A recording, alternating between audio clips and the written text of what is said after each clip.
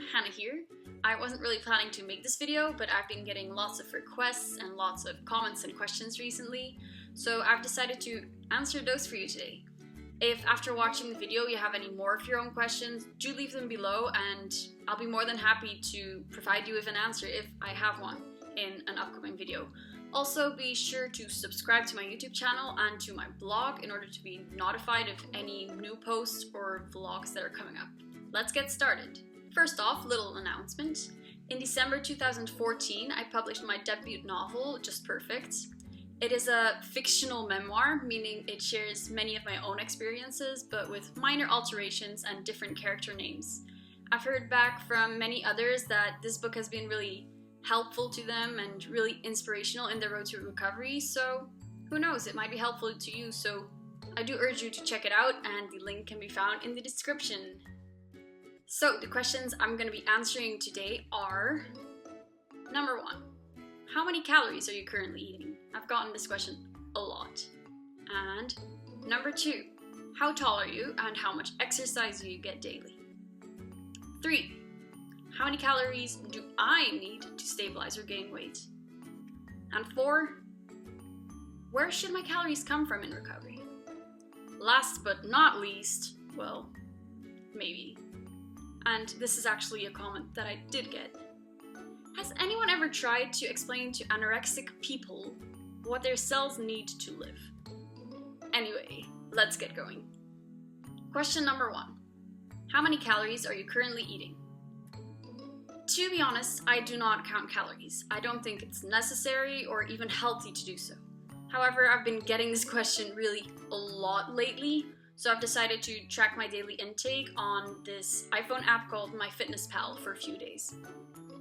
My caloric intake generally ranges between 2,400 and 3,000 calories. To be honest, I've never really had anyone tell me exactly how much I need, and neither do I trust these online calculators that seem to tell me that my weight maintenance calorie goal is between 1,400 and 1,700. Seriously, if I'd followed that, I'd be back in hospital in a matter of days. So yeah, 2,400 to 3,000. I try to aim for the upper range because I realize I do have quite a quick metabolism, and the meal plans I shared with you earlier are really not taking me very far at the moment. Question number 2. How tall are you and how much exercise do you get? My height is 1.67 meters and the only real exercise I get is walking my dogs once a day. That's it.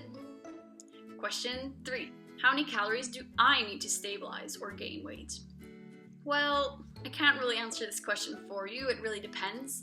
Everyone is different, and for example, when I was in hospital in Belgium, most girls were able to gain weight with the regular portions they provided. However, for me, they had to provide enlarged portions, which means that every main meal, breakfast, lunch, and dinner, had to be doubled in size, and for evening snack, I also got an extra, and this was in fact merely enough to stabilize my weight. So it is not abnormal if you have to eat what you might view as really big portions or just a lot of food. This is totally normal because your metabolism might be revving up again, or you might still just be used to the much too small portions and have started to view these as normal. Question 4. Where should my calories come from in recovery?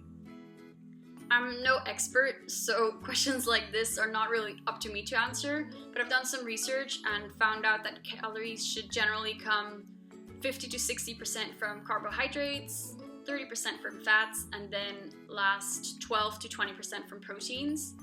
However, I would tend to think that in recovery it doesn't really matter all that much. The most important thing is that you get all your required calories, preferably from a variety of different foods, and by eating a variety, you automatically ascertain that your body gets all the minerals and vitamins that it hasn't been getting for a long time.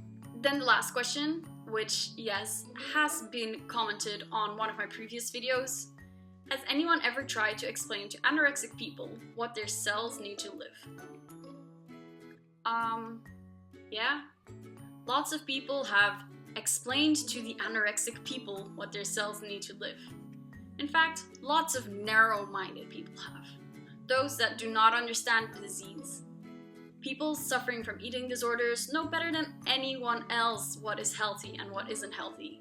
But having anorexia and any other eating disorder is not really a conscious decision. That's why it's called a disease. Anyway, that's it for the questions. The following comments I also received, but don't really have much of a response for. You're hot. Lol, okay. What? Anyway, let's wrap up this video before it becomes endlessly boring and totally uninteresting to all of you. I hope you've enjoyed the video and that you've taken away my main message. Recovery is possible and it is totally worth it, so keep fighting. I think that in recovery, the most important thing is to really listen to your body, and it will tell you what it needs.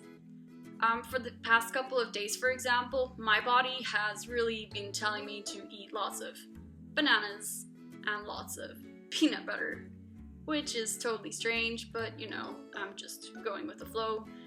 It could just as well have been telling me I'm craving M&Ms or salmon spinach pasta. Salmon spinach pasta. Anyway, I'll see you next time, and I'd be happy to answer more of your questions. I'm also planning to have another video coming soon, filming another day in my life, a day of eating. Make sure to leave any questions you might still have.